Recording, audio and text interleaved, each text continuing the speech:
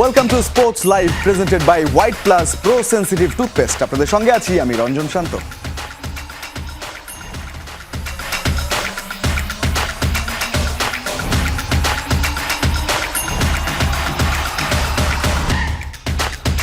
শুরুটা করছি ফুটবল দিয়েই, কারণ আগামীকাল ফিফা প্রীতি ম্যাচে শক্তিশালী ভিয়েতনামের বিপক্ষে মাঠে নামতে যাচ্ছে বাংলাদেশ। হামজা চৌধুরীর মাঠে নামা নিয়ে কিছুটা শঙ্কা রয়েছে। ম্যাচটি মাঠে গড়াবে সন্ধ্যা 6টায়।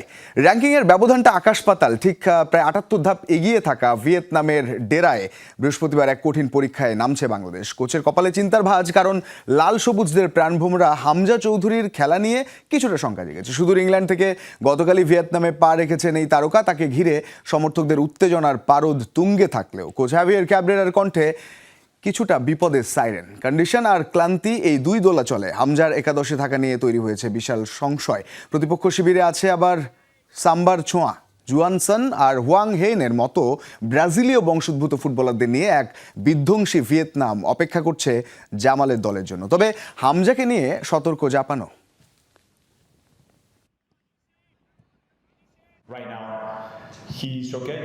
হামজা মঙ্গলবার বিকেলে এসে পৌঁছেছে এখানে। সে ভালো আছে, তবে আবহাওয়া ও সময়ের সঙ্গে মানিয়ে নিতে কিছুটা সময় লাগবে। আমরা তাকে পর্যবেক্ষণ করে ম্যাচে তার খেলার সম্ভাবনা বিবেচনা করব। একটা অবশ্যই কনসার্নের জায়গা, তবে হামজা চৌধুরী খেলবেন সেই প্রত্যাশা আমরা করি। বাংলাদেশের ফুটবল নিয়ে অনেক আলোচনা, কারণ গতকাল একটা দুর্দান্ত ম্যাচ, সেই ম্যাচ নিয়ে আলোচনা আছে, রোনানকে নিয়ে আলোচনা আছে, এবং ভিয়েতনামের সঙ্গে এই ম্যাচটা একটা প্রস্তুতি বা প্রীতি ম্যাচ হলে ওই ম্যাচ ঘিরে অনেক আলোচনা। এসব নিয়ে কথা বলতে আমরা স্টুডিওতে একজন অতিথিকে পাবো। অনেকদিন পর তার সঙ্গে আড্ডা হবে। জাহিদ হাসান এমিলি, অনেক পরিচিত নাম, সাবেক ফুটবলার, বাংলাদেশ জাতীয় দল। তার সঙ্গে আড্ডার জন্য অনেক অপেক্ষা করতে হয়, মাঝে মাঝে তিনি আসেন। ওয়েলকাম। ধন্যবাদ। প্লিজ, কেমন আছেন? আছি আলহামদুলিল্লাহ, আপনি কেমন আছেন? ভালো। ফুটবল তো ভালোই চলছে, অন্তত বলা যায় যে আলোচনায় আছে, প্রস্তুতি আছে, এবং যেহেতু সাফ আন্ডার-20-তে জোড়া গোলে রোনান সুলিভান একটা দুর্দান্ত জয়গান তৈরি করেছেন, তিনিও আলোচনায় এসছেন। তবে আমরা যেহেতু হামজাকে নিয়ে কিংবা জাতীয় দল নিয়ে আলোচনা করছিলাম, কিংবা আগামীকাল যেহেতু জাতীয় দলের গুরুত্বপূর্ণ ম্যাচ ভিয়েতনামের সঙ্গে, এটা এক ধরনের প্রস্তুতি সিঙ্গাপুর ম্যাচের আগে হলেও এই ম্যাচ নিয়ে একটা আলোচনা তো আছে। এবং হামজা চৌধুরী তিনি উড়ে এসেছেন, প্রায় দিন তিনেক পরে দলের সঙ্গে যোগ দিলেন। সৌমিত্র তো আগে থেকেই ছিলেন, জামালরা আছেন। ম্যাচটা নিয়ে যদি বলি, যে ব্যবধান তো থাকেই, বড় বড় দলের সঙ্গে বাংলাদেশ খেলছে, কিন্তু হামজা সৌমিত্র আসার পর দলের আত্মবিশ্বাসটা বেড়েছে, এবং এই যে 70, 80 কিংবা 100 ব্যবধান, সেটাও খুব একটা আসলে আমরা আর গুনছি না। মানসিকভাবে বাংলাদেশ এগিয়ে থাকছে। এই ম্যাচটা কেমন হতে পারে বলে আপনার ধারণা? ধন্যবাদ আপনাকে। আপনি যদি একটা জিনিস একটু ক্যালকুলেশন করেন, সেটা হলো যে বাংলাদেশের অ্যাওয়ে ম্যাচের রেজাল্টগুলি যদি দেখেন, সেখানে কিন্তু বাংলাদেশ অ্যাওয়ে ম্যাচগুলি সবগুলি ভালো করেছে। এশিয়ান কাপ কোয়ালিফাই যদি দেখেন, আমরা 2টা অ্যাওয়ে ম্যাচ খেলেছি, ইন্ডিয়া এবং আপনার আর হংকংয়ের সাথে। 2টাতেই কিন্তু আমরা পয়েন্ট পেয়েছি। আমরা কিন্তু পয়েন্ট লস করেছি কিন্তু হোমে। হ্যাঁ, অনেস্টলি। তো আমার কাছে মনে হয় যে অ্যাওয়ে ম্যাচগুলিতে আমরা বেশি কনসার্ন থাকি, আমরা অপোনেন্টকে নিয়ে বেশি রিড করি, অপোনেন্টের গেম প্ল্যান স্ট্র্যাটেজি নিয়ে আমাদের আসলে বড় একটা প্ল্যান থাকে। তো ওইটা আসলে প্লেয়াররাও বেশ ভালোভাবে এক্সিকিউট করে। এশিয়ান কাপ কোয়ালিফাই যদি আমরা হোমে ভালো করতে পারতাম, আমরা কিন্তু এখন রেসে থাকতাম। হ্যাঁ, সুতরাং ভিয়েতনামের ম্যাচ, আমাদের মেইন ম্যাচ তো আসলে সিঙ্গাপুরের সাথে। আপনি যদি দেখেন, আমাদের এটা হলো একটা প্রিপারেশন ম্যাচ এগেনস্ট ভিয়েতনাম, এবং ভিয়েতনামকে আসলে ম্যানেজ করে এরকম ফিফা একটা ফ্রেন্ডলি অ্যারেঞ্জ করা, সেটাও আমি বলবো যে বাফুফের অনেক বড় ক্রেডিট। কারণ দল যখন এগেনস্ট সিঙ্গাপুর, তার আগে ভিয়েতনামের সাথে ম্যাচটা আমার কাছে মনে হয় বেশ ভালো কম্পিটিটিভ হবে। এবং আপনি যেটা শুরুতেই বলেছিলেন যে হামজা খেলবে কিনা, বা হামজার ইন্টিমেসিটা দলের জন্য কতটা ইম্পর্টেন্ট, অবশ্যই হামজা আসার পর থেকে বাংলাদেশ ফুটবলে আসলে ইন্টারন্যাশনালি যে পরিবর্তনটা আসছে of the field, on the field, এটা তো হামজা খেললে তো সেটার একটা অন্যরকম প্রভাব থাকেই। সো এটা মানে পুরোটাই নির্ভর করে হামজা আসলে কালকে স্টার্টিং 11-এ খেলবে কিনা, তার ভ্রমণ ক্লান্তি বা তার 15 ঘন্টা জার্নি বা তার ফিজিক্যাল ফিটনেস, এটা মেডিকেল টিম ডিসাইড করবে, এবং হামজা নিজের সিদ্ধান্ত নেবে। হামজা খেললে এক রকমের হবে, হামজা না খেললে আবার আর এক রকমের প্যাটার্নের ম্যাচ হবে। তো আমি হোপফুলি যে একটা কম্পিটিটিভ ম্যাচ হবে।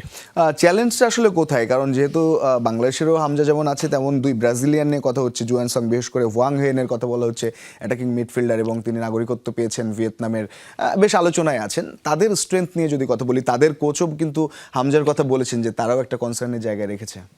দেখেন, ম্যাচটা অনেক হাই ইন্টেন্সিটি, অনেক এক্সাইটিং একটা ম্যাচ হবে, এটা আমরা ধরেই নিতে পারি। এবং ভিয়েতনাম তো ডেফিনেটলি তাদের হোমে খেলবে এবং তাদের একটা বড় অ্যাডভান্টেজ থাকবে, সাপোর্টার থাকবে, তাদের এনভায়রনমেন্ট থাকবে। এবং ভিয়েতনামের যদি প্রিভিয়াস রেজাল্ট দেখেন, তাদের হোমে তারা দুর্দান্ত করছে। এবং আপনি যেটা বলছেন যে তাদেরও কিছু প্রবাসী ব্রাজিলিয়ান প্লেয়ার রয়েছে, হ্যাঁ আমিও দেখেছি। যেটা হয় যে ম্যাচটা যখন আসলে র্যাঙ্কিং, আমরা যেটা হয়তো চিন্তা করি যে 78 ধাপে এগিয়ে, বাট ম্যাচ যেতে র্যাঙ্কিং তেমন কোনো কিছু ভেরি করে, ইটস অন দ্য ফিল্ড আপনি আসলে পারফরমেন্স কী করলেন সেইটা ডিপেন্ড করে। কারণ আপনি যদি এশিয়ান কাপ কোয়ালিফাই দেখেন, ইন্ডিয়া কিন্তু আমাদের থেকে অনেক র্যাঙ্কিং এগিয়ে থাকে, বাট ম্যাচটা যখন হয় তখন কিন্তু 50-50 হয়ে যায়। এবং আমরা একটা ম্যাচ ইন্ডিয়াকে হোমে গিয়ে ড্র করে এসেছি, আমাদের হোমে আমরা জিতেছি। সুতরাং ভিয়েতনাম অবশ্যই টাফ অপোনেন্ট, এবং তাদের নট অনলি দুই ব্রাজিলিয়ান প্লেয়ার, তাদের মিডফিল্ডের প্যাটার্নটাও অনেক সুন্দর। আমি রিসেন্টলি যে খেলাগুলি দেখেছি, ভিয়েতনাম মানে বল পজিশন রেখে কুইক আসলে অ্যাটাকগুলি বিল্ড আপ করে। আমাদের যেটা করতে হবে, আমাদের কিন্তু সংশয়ের একটা জায়গা রয়েছে, আমাদের দুজন ইম্পর্টেন্ট প্লেয়ার নাই। আপনি যদি দেখেন তপু বর্মন এবং রাকিব, এই দুইটা পজিশন ইজ ভেরি ভাইটাল, এবং আপনি ওই পজিশন দুইটাকে আসলে কাকে ইউজ করবেন, এইটা আসলে কোচের জন্য বড় একটা সেটব্যাক হবে। কারণ সেন্টার ব্যাগে তারেক কাজীর সাথে আপনি কাকে দেবেন, এই মুহূর্তে আমি আসলে ওরকম অপশন কোনো খুঁজে পাই না। আর একটা স্বস্তির ব্যাপার হলো যে বিশ্বনাথ দলে ঢুকেছে, হ্যাঁ এইটা আবার একটা প্লাস পয়েন্ট। এখন বিশ্বনাথকে যদি সেন্টার ব্যাগে খেলিয়ে, সাতকে রাইট ব্যাগে খেলিয়ে, লেফট ব্যাকে জায়ানকে দেয়, সেটা হয়তো একরকম হতে পারে, আমি ঠিক জানি না। বাট হামজার খেলা ইজ ভেরি ইম্পর্টেন্ট, কারণ আপনি যদি মিডফিল্ড থেকে প্রোটেক্ট না করতে পারেন, তখন আপনার ডিফেন্সের উপরে কিন্তু বড় একটা প্রেশার আসবে। সুতরাং হামজা, সমিত এবং মিডফিল্ডে হামজার সাথে কে খেলবে, সেটা আমার হৃদয় খেলুক বা সোহেল রানা সিনিয়র খেলুক বা জামাল যেই খেলুক, মিডফিল্ডটা is very important. At the same time দুই উইং স্ট্রাইকার যারা খেলবে, শাহরে রিমন বা ফাহিম বা মুরসালিন যারাই খেলে, 5জন মিডফিল্ডার হওয়াটা খুব জরুরি হবে এই ম্যাচে। আদারওয়াইজ আপনার ডিফেন্স উপর পুরো প্রেশার পাবে, বিকজ তপু বর্মন ইজ, যদি দেখেন ফিজিক্যালি এরিয়ালি অনেক হাইট তার ভালো, তার আর যদি এরিয়াল ডুয়েলগুলি দেখেন সেখানে সে ভালো করেছে। সুতরাং ওই জায়গাটা is very important. At the same time Rakib দ্রুত গতির প্লেয়ার, আসলে ওই জায়গাটা আসলে কে খেলবে, এটা একটা কনসার্নের বিষয় একেবারেই। তবে তপু রাকিব ছাড়াও যেমনটা আপনি বলেছেন অপশনস আছে, এবং সেটা যদি আবের কাপ সেভাবে ব্যবহার করেন, হোপফুলি একটা দারুণ ম্যাচ হবে। যে ম্যাচটা হয়ে গেছে দারুণ বাংলাদেশের জন্য, অন্তত রোনান সুলিভান একটা আলোচনা এসছেন জোড়া গোল করে, বিশেষ করে তার সেই ফ্রি কিকটা অন্যরকম আলোচনা আর জন্ম দিয়েছে, এবং সেগুলো নিয়ে অনেক কথা আছে। ফ্রি কিকটা তিনি পাচ্ছিলেন কি পাচ্ছিলেন না, কিংবা তার আগে অ্যাসিস্ট সেভাবে পাননি, হয়তো গোল করতে পারেননি, তবে গোলটা নজর কেড়েছে নিঃসন্দেহে। কিছুটা অ্যানালিসিস করার চেষ্টা করছিলাম আমরা, রোনানের গোলটার একটু চিত্র দেখার চেষ্টা করব, যে কি ধরনের আসলে তিনি অ্যাঙ্গেল পেয়েছেন। আমরা দেখছিলাম যে কিক সেট আপ যেরকমটা ছিল, কিছুটা আমরা প্রতীকী ছবি তৈরি করার চেষ্টা করেছি। গোলরক্ষক একটু ওদিকে চেপেছিলেন এক পাশটায়, এবং ডিস্টেন্সটা দেখুন কিক সেট আপের 25 মিটার বলা যায়, বা প্রায় 30 গজের কাছাকাছি ছিল, এবং কিক সেখান থেকে নিয়েছেন 30 ডিগ্রি কার্ভ আমরা দেখেছি একেবারে লাস্ট মোমেন্টে, এবং 75 কিলোমিটার পার আওয়ার স্পিডে তিনি শটটা নিয়েছিলেন বা কিকটা নিয়েছিলেন। গতির চেয়ে আমার মনে হয় তিনি কার্ভে কিংবা যে বাঁকটা সেটাতে একটা নজর দিয়েছিলেন, এবং কোনাকুনি বলটি যখন ঢোকে আসলে পুরোপুরি গোলরক্ষক পরাস্ত হয়েছিলেন। এই গোলটাই যে কনফিডেন্টলি তিনি করতে পেরেছেন এবং মেপে করতে পেরেছেন, যে ধরনের ইনসুইং হয়েছে এই গোলটাতে, সেটা নিয়ে একটা বাড়তি নজর কাটছে যে ভবিষ্যতে এরকম একজন প্লেয়ার যিনি আসবেন, এবং নাম্বার 9-এর কথাও বলা হচ্ছে যে অভাবটা পূরণ করবেন। সব মিলিয়ে কেমন দেখলেন? দেখেন আমাদের এই মুহূর্তে যদি সিনিয়র জাতীয় দল দেখেন, এসবিটিক দল দেখেন, সব জায়গায় কিন্তু একটা পজিশন আমরা খুব পিছিয়ে রয়েছে, সেটা হচ্ছে নাম্বার 9।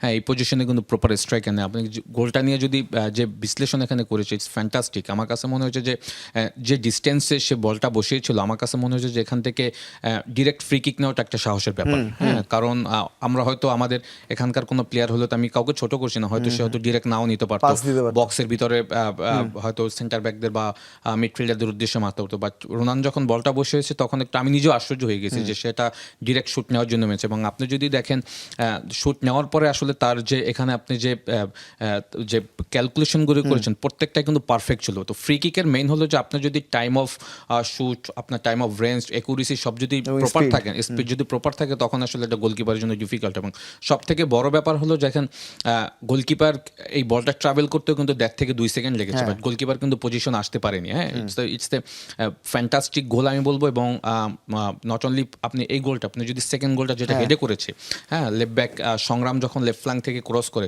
তখন কিন্তু সে আগেই অন পজিশন কিভাবে যাবে, এবং অন রান তিনি হেড করেছেন, ডেফিনেটলি মানে সুপার রান ছিল, এবং হেডিংটা ছিল পারফেক্ট। হ্যাঁ, হেডিং এর গোলগুলি কিন্তু আরো দুর্দান্ত হয়, এবং গোলকিপারদের জন্য খুব ডিফিকাল্ট। সো দুইটা গোলই আমার কাছে মনে হয়েছে যে রোনাল্ড সোলোমান ফ্যান্টাস্টিক করেছে। বাট আমি যেটা হবে যে আমার কনসার্নের বিষয় হলো, এবং বাংলাদেশ ফুটবল ফেডারেশনের প্রতি আমার একটা রিকোয়েস্ট থাকবে, যেহেতু আমাদের নাম্বার নাইনের একটা বড় অভাব রয়েছে, এই ধরনের পোটেনশিয়াল প্লেয়ারদের জন্য আমরা হাতছাড়া না করে এদের প্রতি যেন আমাদের একটা এক্সট্রা নজর থাকে। এবং নেক্সট আন্ডার-20 দ্যাট মিনস সে এক স্টেপ দিয়ে রেখেছে কিন্তু জাতীয় দলে, যেহেতু আমাদের নাম্বার 9 নেই, তাকে যেন ওই পোটেনশিয়ালটা দেখিয়ে আমরা যেন তাকে পাইপলাইনে রাখি, এবং আপকামিং যে জাতীয় দলের যে ম্যাচগুলি থাকবে সেখানেও তাকে দলের সাথে স্কোয়াডে রেখে তাকে যেন জাতীয় দলের স্কোয়াডে রেখে যেন নাম্বার 9 পজিশনটা যেন তৈরি করা হয়। বিকজ তার পজিশন সেন্স আপনি দেখবেন, সে সাবস্টিটিউট নামার পরে যখন 2টা গোল হলো তারপরে কিন্তু অনেক সুযোগ তৈরি হয়েছে। আমরা কিন্তু 4 গোল 5 গোলও ম্যাচ জিততে পারতাম। মোর্শেদ 1/1 মিস করেছে, রিফাত একটা ইজি হেড মিস করেছে বিকজ অফ রোনাল্ড সোলোমান। ওর মুভমেন্ট সিঙ্ক বা কেমিস্ট্রির কি কোনো অভাব? শুরুর দিকে যেমন কথা ছিল যে মনে হচ্ছিল যে আরো গোল পেতে পারতো, কিংবা একজন আরেকজনকে দিয়ে যে খেলা, ওই সিঙ্কটা কি এই দলের মধ্যে বা বয়সভিত্তিক দলে একটু বাংলাদেশের প্রেক্ষাপটে কম মনে হয়েছে কিনা পাকিস্তান? কিছুটা তো অবশ্যই ছিল এই কারণে, কারণ আপনি যে প্রিপারেশন নিয়ে গেছেন that is very short time, এবং প্রবাসী প্লেয়ার এবং আমাদের প্লেয়ারদের সমন্বয়ে যে সময়টা দরকার ছিল 3 উইকস বা 4 উইকস যে ট্রেনিং সেশনগুলি, এটা কিন্তু খুবই কম সময় ছিল। আমরা কিন্তু 1 উইকসের একটা ট্রেনিং সেশন করে এখান থেকে গিয়েছি, সেখানে কিন্তু আপনি কোনো প্রিপারেশন ম্যাচও খেলতে পারেনি। সুতরাং টিম অর্গানাইজেশনটা করতে যে সময়টা লাগে সেইটা কিন্তু কোচিং স্টাফ পায়নি, যার কারণে দেখবেন যে আমরা শুরু ফার্স্ট হাফে যদি দেখেন সেখানে কিন্তু অর্গানাইজেশনটা বেশি একটা ভালো ছিল না, আমরা গোলের অপরচুনিটি তেমন একটা তৈরি করতে পারিনি। বাট যখন আমরা গোল করে ফেলছি তখন কিন্তু আবার খেলাটা আমাদের প্লেয়াররা গুছিয়ে নিয়েছে। But it's depend on match যত যাবে, আমার কাছে মনে হয় যে আমাদের দলটা তাদের খেলার প্লেইং স্টাইলটা অ্যাডজাস্ট করে ফেলবে। একেবারে হোপফুলি এভাবে প্লেয়ার উঠে আসবে এবং জাতীয় দলকে আরো সমৃদ্ধ করবে। একই সঙ্গে আগামীকাল ভিয়েতনামের সঙ্গে ম্যাচটা বাংলাদেশ ভালো করুক সেই প্রত্যাশা। আমরা সময় পেলে অবশ্যই এমনিভাবে আপনার সঙ্গে আরো আলোচনা করার ইচ্ছা তো ছিলই। আজকে এ পর্যন্ত আলোচনা রাখতে হচ্ছে। আপনাকে অসংখ্য ধন্যবাদ, এবং হোপফুলি বাংলাদেশ কালকে ম্যাচটা জিতবে এবং তারপরে আমরা আরো অনেক আলোচনায় যুক্ত হব। সবকিছু ঠিক থাকলে 28 অথবা 29 মার্চ ঢাকায় ফিরছেন বিসিবি সভাপতি আমিনুল ইসলাম বুলবুল। 26 মার্চ জাপানে এশিয়ান গেমসের সভায় অংশ নিয়ে দেশে ফিরবেন বিসিবি বস। এদিকে বিসিবির সবশেষ নির্বাচনে অনিয়ম হয়েছে কিনা তা নিয়ে তদন্ত শুরু করেছে জাতীয় ক্রীড়া পরিষদের কমিটি। এরই মধ্যে অন্তত 3 জন বিসিবি পরিচালকের সাথে কথা বলেছে তারা। ঈদের ছুটি শেষে চিরচেনা রূপে ফিরেছে কর্মব্যস্ত ঢাকা, কিন্তু বাংলাদেশ ক্রিকেট বোর্ডের চেহারাটা যেন ভিন্ন। একেবারেই ফাঁকা, কান পাতলেই মাঝে মাঝে শোনা যাচ্ছে পাখির কলতান। ক্রিকেট বোর্ডে পরিবর্তনের যে হাওয়া বইছে তাতেই যেন এই স্তব্ধতা। দৈনিক কাজকর্ম চলছে ঠিকই, ক্রিকেটাররাও করছেন অনুশীলন, কিন্তু তারপরও যেন গুমট এক আবহাওয়া বিরাজ করছে হোম অফ ক্রিকেটে। সবকিছুই যেন স্থবির। জাতীয় নির্বাচনের পর বিসিবির সবশেষ নির্বাচনে অনিয়মের বিষয়ে পুরনো অভিযোগটা মাথাচাড়া দিয়েছে নতুন করে। এই পুরো সময়টাতে ছুটিতে অস্ট্রেলিয়ায় ছিলেন বিসিবি সভাপতি আমিনুল ইসলাম বুলবুল। ঈদের ছুটি কাটিয়ে বিসিবি সভাপতি ফিরছেন ঢাকাতে। সবকিছু ঠিক থাকলে 26 মার্চ জাপানে থাকবেন বুলবুল। সেপ্টেম্বরে হতে যাওয়া এশিয়ান গেমসের মিটিংয়ে অংশ নেবেন সেখানে। এরপর 28 অথবা 29 মার্চ ঢাকায় ফিরছেন বিসিবি বস। এদিকে ঈদের ছুটির পর বিসিবি নির্বাচনে অনিয়ম হয়েছে কিনা সেই বিষয়টি খতিয়ে দেখতে কাজ শুরু করেছে জাতীয় ক্রীড়া পরিষদের গঠিত তদন্ত কমিটি। 5 সদস্যের সেই কমিটি ইতিমধ্যেই নাকি আদনান রহমান দীপন, ফাইজুর রহমান ও শাহনিয়ান তানিম এই 3 বিসিবি পরিচালকের সাথে কথা বলেছে। সেই সাথে অনিয়মের অভিযোগ করা সাবেক বিসিবি পরিচালক ফাহিম সিনহা, মাহবুব আনামের সাথেও কথা বলেছে কমিটি। ধারণাটা আগেই ছিল, কিন্তু জাতীয় নির্বাচনের পর থেকে গুঞ্জনটা আরও চড়াও হয়। বিসিবিতে পরিবর্তন আসছে, পরিচালনা পরিষদ ভেঙে নতুন করে নির্বাচনের প্রক্রিয়া শুরু হতে যাচ্ছে। সেই গুঞ্জনটা চড়াও হতে হতে ডালপালা মেলে এখন প্রকাণ্ড এক গাছে প্রায় পরিণত হয়েছে। সংশ্লিষ্ট অনেকেই বলছে যে এপ্রিলে নিউজিল্যান্ড সিরিজ শুরুর আগে কিংবা সিরিজ চলাকালীনই হয়তো বিসিবির ক্ষমতার রদবদল প্রক্রিয়া শুরু হতে পারে। বিসিবি নির্বাচনে অনিয়ম প্রমাণিত হলে আইসিসির সাথে যোগাযোগ করে দ্রুতই গঠন করা হবে অ্যাডহক কমিটি, এমনটাই বলছে সংশ্লিষ্ট মহল। হাসিনুর রহমান, যমুনা স্পোর্টস, ঢাকা। দ্রুততম সময়ের মধ্যে নতুন বোর্ড নিয়ে দিক নির্দেশনা আসবে। দক্ষ ও ত্যাগী ব্যক্তিরাই দায়িত্ব নেবেন বিসিবির, বলছেন ক্রিকেট সংগঠক রফিকুল ইসলাম বাবু। বর্তমান বোর্ডের অনেক পরিচালকই যোগাযোগের চেষ্টা করলেও সুবিধাবাদীদের সাথে না রাখার বার্তা ঢাকা ক্লাব ক্রিকেটের এই আহ্বায়কের। পরবর্তীতে সুষ্ঠু নির্বাচনের মাধ্যমে যোগ্য লোকেরাই আসবে, বিশ্বাস বাবুর। মিডিয়া কমিটির চেয়ারম্যান আমজাদ হোসেনের পদত্যাগের পর বিসিবির অন্দরে ভাঙনের সুর এখন স্পষ্ট। সবশেষ প্রশ্নবিদ্ধ নির্বাচন নিয়ে আইনি বেড়াজালে বর্তমান কমিটির ভবিষ্যৎ এখন সুতোয় ঝুলছে। জাতীয় ক্রীড়া পরিষদ এনএসসির করা তদন্ত কমিটি ইতোমধ্যেই শুরু করেছে কাজ। এই কমিটির রিপোর্ট পেলে ভেঙে যেতে পারে বর্তমান বিসিবি। দ্রুততম সময়ের মধ্যেই আসতে যাচ্ছে সিদ্ধান্ত। আইনগতভাবে সুষ্ঠু বিচারের মাধ্যমেই নতুন বোর্ড পরিচালনার দিক নির্দেশনা আসবে বলছেন ঢাকা ক্লাব ক্রিকেটের আহ্বায়ক ও ক্রিকেট সংগঠক রফিকুল ইসলাম বাবু। এই যে বোর্ড গত নির্বাচন ক্রিকেট বোর্ডের এটা যে অবৈধ হয়েছে এটা শুধু আমরাই জানি না, আপনারা জানেন, দেশবাসী জানে, ক্রীড়া সংগঠকরাও জানে এবং সংগঠকদের বাইরেও যারা আছে সবাই দেখেছে, শুনেছে এবং কিভাবে অনিয়ম হয়েছে। সুতরাং বাংলাদেশের এখন একটি গণতান্ত্রিক সরকার আছে, সার্বভৌমত্বের সরকার। আমরা তো তাদের কাছে বিচার চেয়েছি একটি সুষ্ঠু বিচারের মাধ্যমে, যাতে আমাদের অন্য কোথাও কোনো সমস্যা না হয় সেই দিকে লক্ষ্য রেখেই কিন্তু এই কার্যক্রমগুলি বা কিভাবে বোর্ড পরিচালিত হবে সেটার একটি দিক নির্দেশনা ইনশাল্লাহ আসবে ক্রীড়া মন্ত্রণালয় থেকে, ইনশাল্লাহ আশা করছি উইদিন শর্ট টাইম। গুঞ্জন আছে বর্তমান বোর্ডের বেশ কয়েকজন পরিচালকই যোগাযোগের চেষ্টা করছেন সম্ভাব্য পরবর্তী পরিচালকদের সাথে। তবে সবশেষ নির্বাচনে অংশ নেয়া কাউকেই নিজেদের দলে না ভেড়ানোর বার্তা ইন্দিরা রোড ক্রীড়াচক্রের এই কাউন্সিলরের। যে প্রক্রিয়ায় নির্বাচনটা সম্পন্ন করেছিল গত ইন্টারিম গভর্নমেন্টের সময়, তো সেখানে যদি যারা নির্বাচিত হয়েছে তাদের যদি ন্যূনতম বিবেক থাকতো তাহলে এতদিনে কিন্তু অনেকেই পদত্যাগ করতো।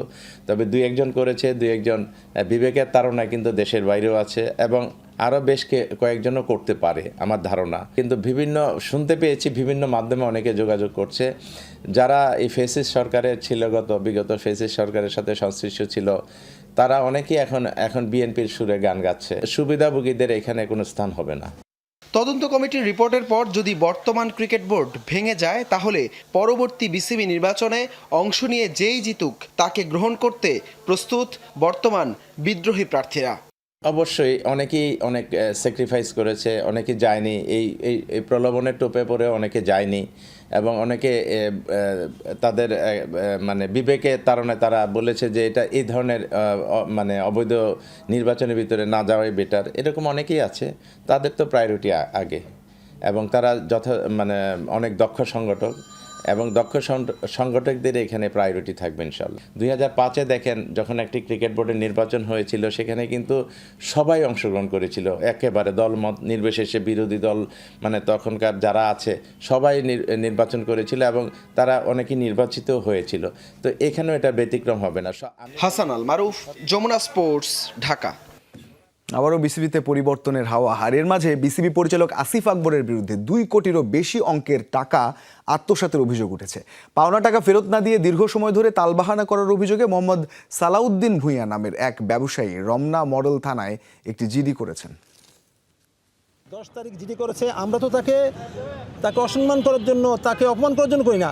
11 তারিখ সে আসিফ আকবর তার মোবাইল থেকে ডাক্তার শাকিলকে ফোন করেছে। শুনেন শাকিল ভাই, আমি একজন মন্ত্রীকে আমি শেষ করে দিছি, একজন বাংলাদেশ ক্রিকেটারকে আমি শেষ করেছি, একজন গায়ককে শেষ করেছি, আর আপনি তো কি?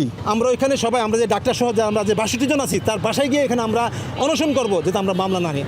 আমরা তার দিকে বলবো যে আমাদের জিনিসটা আপনি দেখুন, আমরা কি টাকা পাও না টাকা পাও না। বিসিবি পরিচালক আসিফ আকবর আছেন দেশের বাইরে, দেশে ফিরলে হয়তো তার স্টেটমেন্টটাও জানা যাবে। দর্শক, এই ছিল আজকের স্পোর্টস লাইভ। এতক্ষণ সঙ্গে থাকার জন্য ধন্যবাদ সবাইকে।